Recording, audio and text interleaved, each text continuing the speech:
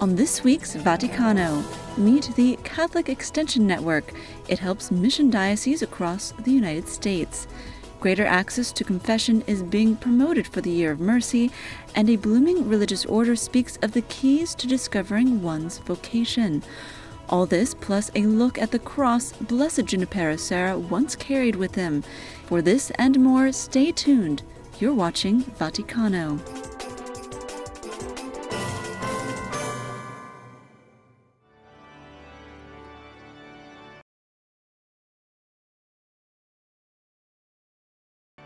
Pope Francis has announced an upcoming year of mercy. In a recent letter, the Pope specified special acts of mercy to be granted during this extraordinary holy year. One of them is that priests can lift the excommunications that are in connection with the sin of abortion. Here in the heart of the Church's Department of Mercy and Justice, the Roman Penitentiary Court, the Chief Cardinal explains what the novelty consists of. First of all, the excommunication is not a type of guillotine. You have to understand that the excommunication is a canonical penalty which is always geared towards the salvation of souls, not the punishment in itself, but geared towards a healing.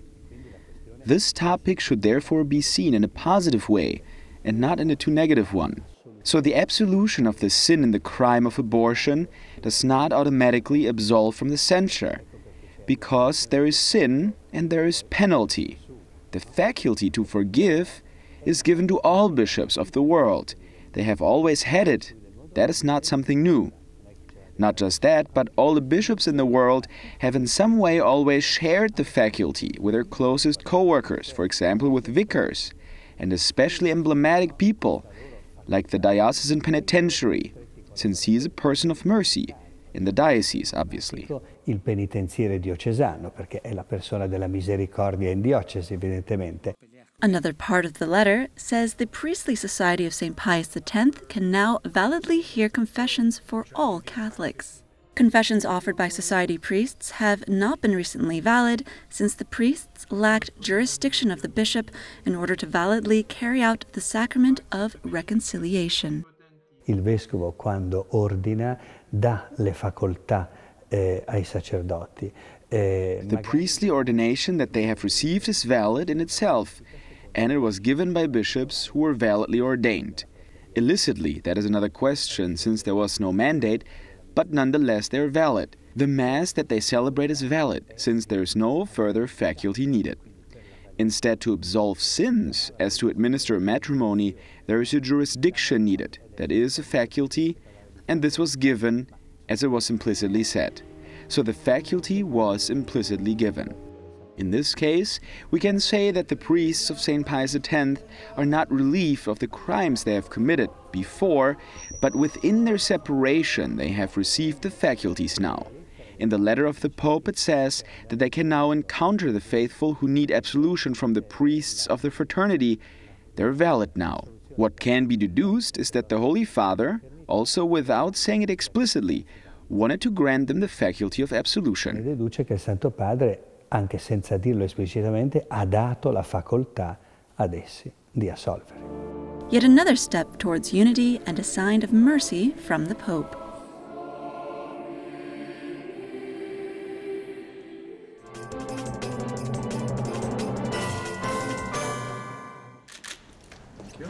It's been a very busy week for Pope Francis. He received the Prime Minister of Kuwait in audience together with his entourage.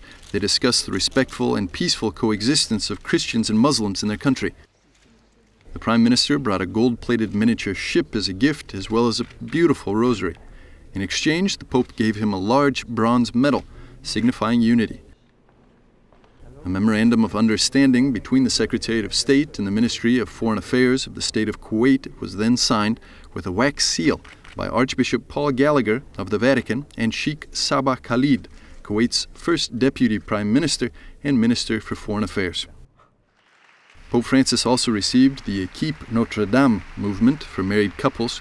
It's a French-founded group which began in the 1930s and has since spread to countries around the world. The Pope noted their encounter comes just ahead of the Synod on the Family, which will reflect the increasing attention the Church pays to families as the basic cell of society. He urged all the couples to put into practice the spirituality of their movement and to encourage prayer within families, a tradition which has unfortunately been abandoned in many parts of the world, he said. Pope Francis met on Friday with the president of the Eastern European nation of Serbia, Tomislav Nikolic, to discuss the crisis of refugees in bordering countries and the relations between the Catholic and Orthodox churches in the Balkan country. A statement from the Vatican press office after the private meeting said the two leaders also discussed Serbia's progress towards integration into the European Union and the Catholic Church's contribution to the common good of Serbian society.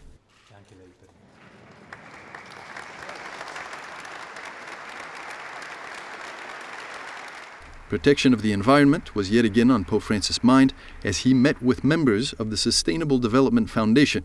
In che modo possiamo esercitare la nostra responsabilità, la nostra solidarietà? In which way can we exercise our responsibility, our solidarity, and our dignity as persons and as citizens of the world? Each one of us is called personally in the measure in which he can participate in his family, in the workplace, in economy, and in research, within the civil society and her institutions. Let us not invent impossible recipes. Nobody has them. Let us instead offer dialogue and accept the relation that we discuss, that everyone needs to give his contribution towards a goal which can only be fruit of united effort. In vista di un risultato che non può essere che frutto di un lavoro comune. The group was meeting in Rome to discuss steps that can be taken in the future to reduce environmental pollution. Before praying the Sunday Angelus, Pope Francis explained that discipleship of Christ means taking up one's own cross.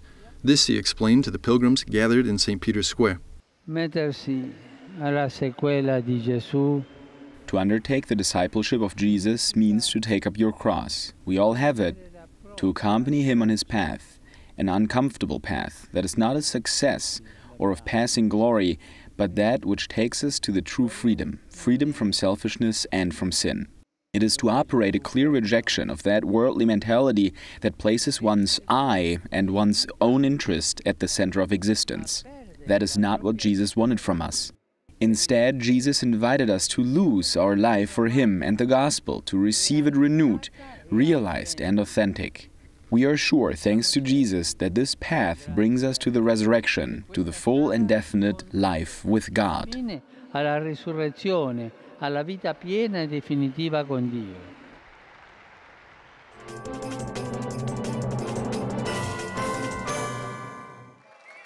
During his general audience, Pope Francis spoke about the family as counterforce against a dehumanizing society. Queridos hermanos y hermanas, Dear brothers and sisters, in the midst of a civilization strongly influenced by a society run by economic technology, where the subordination of ethics to the logic of profit has a huge media support, the alliance between a man and a woman becomes increasingly necessary. It frees people from the colonization of money and ideological colonizations, and it orients politics, the economy, and civil coexistence, so that the earth is truly a habitable place where life is transmitted and where the nexus between memory and hope is perpetuated. Faith tells us that this alliance between man and woman has been wanted by God since creation, not just to ensure intimate family interests. To them, he has entrusted the world and the project of domesticating it. Therefore, what happens between man and woman has an impact on all creation, as we see in the story of original sin. But God does not abandon us. His merciful protection does not diminish, as shown in the special blessing that God gave to woman to defend his creature from evil. We see this tenderness from God above all in Jesus incarnate, born of a woman who died for us, even though we are sinners. aún siendo nosotros pecadores.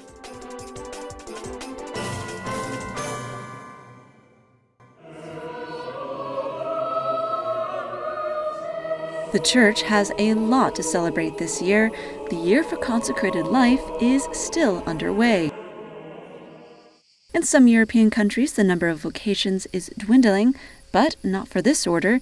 The Sisters of Paul of Chartres is booming with vocations.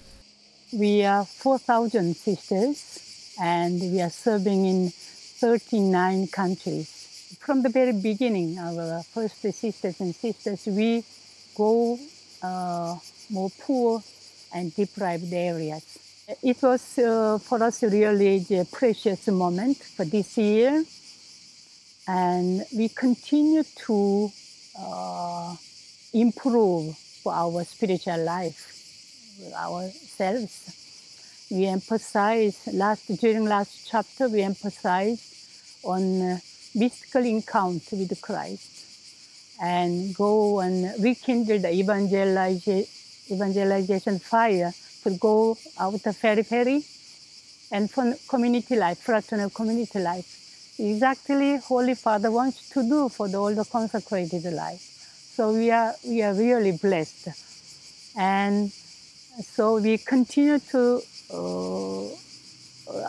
practice our chapter decision. At the same time, this year, we organized a special monthly recollection, retreat, and for the gatherings, all focused on Holy Father's word on Vita Consacrata. So we are really great moment we have now.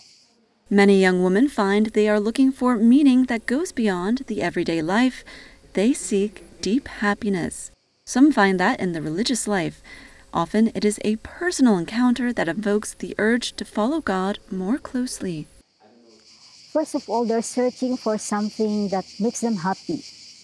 Most of the time, the one that I encountered, they tell me that they want peace inside their heart. They're looking for something that cannot be found anywhere else. No? It's something spiritual. Not all religious sisters wear the habit, but these sisters see it in a very practical purpose. When I already entered the community, I saw sisters wearing the habit, so I follow the custom. And also, when I travel, when I go abroad, I saw many people, they recognize Catholic nun. Once I was so happy in the States, I was waiting for the transit, another plane, and the lady who was the American Indian, I think, and she approached me, said, "Are you Catholic nun?" I said, "Yes, and thank you very much for your working for us." Because when she arrived in some place, they were so difficult, but Catholic nun helped me to settle down in the place. So I was so happy because I didn't do that for her, didn't do anything for her, but because of the clothes, they recognized the Catholic nun. So it's one of the proclamations for the Catholic. The sisters are working in over 40 countries in all 5 continents and are set to spread the love of God throughout the world.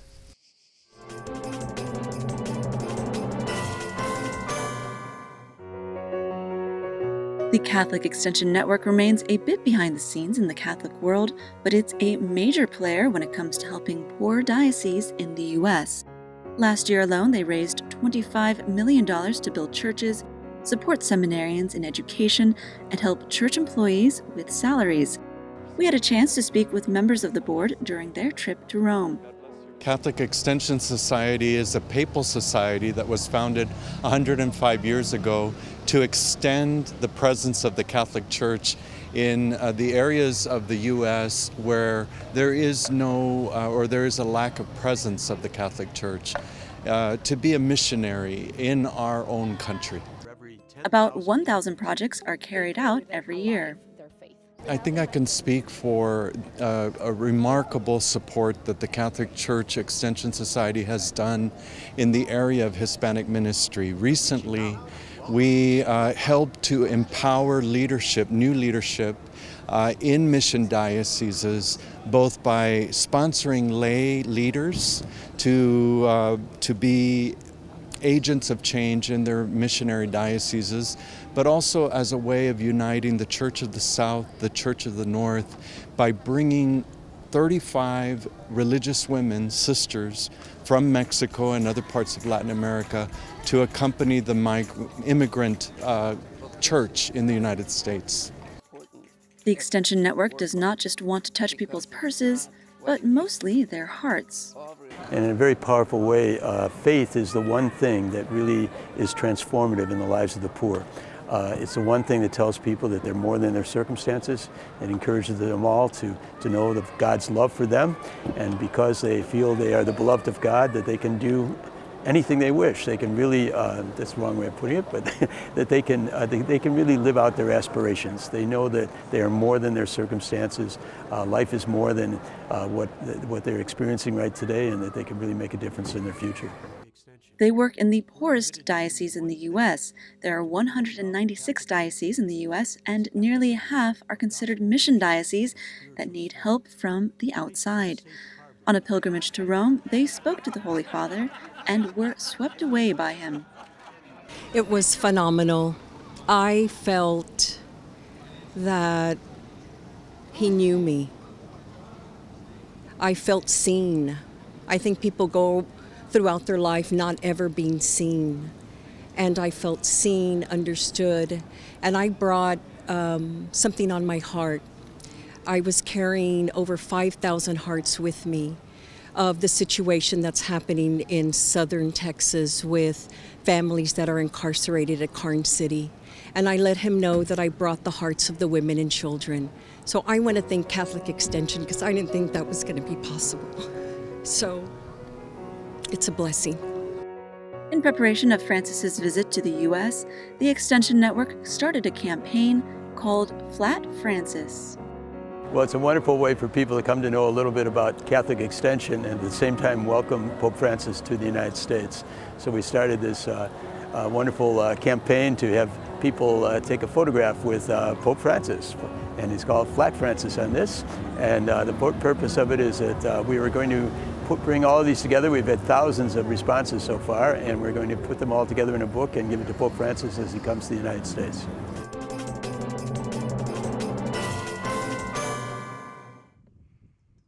In late August, Father Juan Pablo Catoggio was elected the new General Superior of the Schoenstatt Fathers. He's the first Argentinian and the second Latin American to hold this position in the movement. And so very personally, it was first a big surprise, but we know our God is a God who likes surprises. It was not something that I expected. I don't feel I was also prepared or the best person for that, but God knows, and He will give the graces and the gifts everyone needs to perform this task or this service to the community. The 61-year-old priest sees that his election as an Argentinian is not due to a Francis effect. Rather, it responds to the new challenges of this spiritual family. It has to do because it is the result or expression, I would say, of the vitality and the life of the Schoenstatt movement, as well as of the Church in Latin America. So Schoenstatt in between is perhaps even stronger in South America than in any other part of the world, and even more perhaps as in Germany itself. The Schoenstatt movement was founded on October the 18th, 1914 by Father Joseph Kentenich and a small group of seminarians from the seminary of the Palatine Fathers as a path of spiritual renewal in the Catholic Church. Well, Schoenstatt is a movement. The beginnings were very small and simple, like all the works of God, and it was just the beginning in the faith of the founder, Father Kentenich, who was always a man who was seeking the will of God, a will which was not just a theory, a truth to contemplate, much more, I would say, rather a plan you have to discover and you have to realize and to put in life, in practice. The name of the movement comes from the small village of Wallendar near Koblenz, Germany, in which the original Schoenstatt shrine has become a destination of international pilgrimage. There's an exact replica of the shrine in all cities around the world where the movement is present. After his election on September the 3rd, Father Catoggio visited the Vatican with other priests of the movement to meet Pope Francis, a special moment for them. It was a very nice, very familiar and natural encounter, a very nice and simple, as he is. And he spoke to us taking words of our founder, that we should be with our ear in the heart of God and with the hand at the pulse of our times, the signs of the times. So he encouraged us to cultivate our community life in prayer, very, very important what he emphasized there, and the brotherliness, our communal life, and in the service to everybody. So they were their accents in his message. And from our part, so we put ourselves at his disposal, so to say, but in a very special way that we are ready to help him, to contribute to this culture of encounter, especially with our own charism, and that is with our mission from the Schoenstatt Shrine, from our Marian Shrine, and a culture of covenant. And that was our, so we gave to him, that was our gift, a small replica of the shrine, and symbolically the keys of the shrine.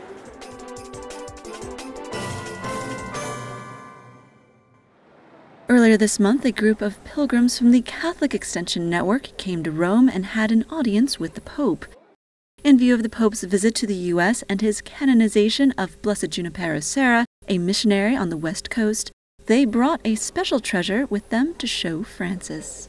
This treasure is a cross that was on Father Serra's body when we exhumed him in 1943 as part of the canonization process. And they kept this out after when they interred him. And it's been on display in our Carmel Mission Museum since then. So we brought it today to share, we brought it to Rome to share with the Holy Father. He was very pleased to see it. He kissed it and blessed it, and encouraged us to bring it when he is going to canonize Father Serra in Washington, D.C. The cross was indeed Father Serra's, and if you flip it over, you see the relics it contains. We do assume that. We wouldn't think that they would bury it with him unless it had been his cross. The cross is it's called the Caravaca cross that comes from Spain. And in the back side of the cross are some relics from Father Ramon Lowell, who founded a university in Mallorca that Father Serra attended, and he was very fond of him. So the fact that it was buried with Father Serra just speaks of his dedication to the cross. So after he's canonized, I assume it'll go back into a place of honor in the museum or maybe even in the church. That has not been determined. This is all, we've been very blessed and happy to have the Holy Father kiss it and bless it. So it may take a higher place of honor in the Carmel Mission. The honoring of Father Serra will be a unique moment of the Pope's U.S. trip.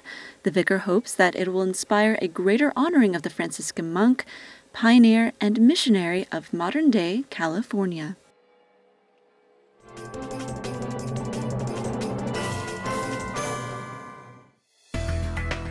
The official launch of the Italian edition of EWTN News, called Aci Stampa, took place on September the 10th in Rome.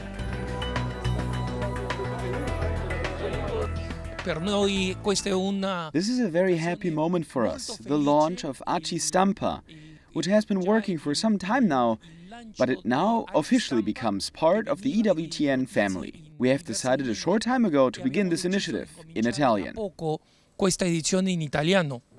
website aims to use news as an opportunity to serve truth and evangelization. Italy is not just Italy and the Curia, but Europe, and CNA and Asiprensa and EWTN are from the other side of the ocean, so we are a kind of bridge between the two. The news agency is available online and has a strong social media presence on Facebook, Twitter, and Instagram. Aci Stampa is the latest addition to the EWTN News Group, which includes Catholic News Agency, the Spanish-language Asiprensa, and the Portuguese Asi Digital. All are part of the EWTN Global Catholic Network. With our acquisition last year of the Asi Group, as well as Catholic News Agency, we've been able to, I think, make a significant contribution to Catholic news on a global basis.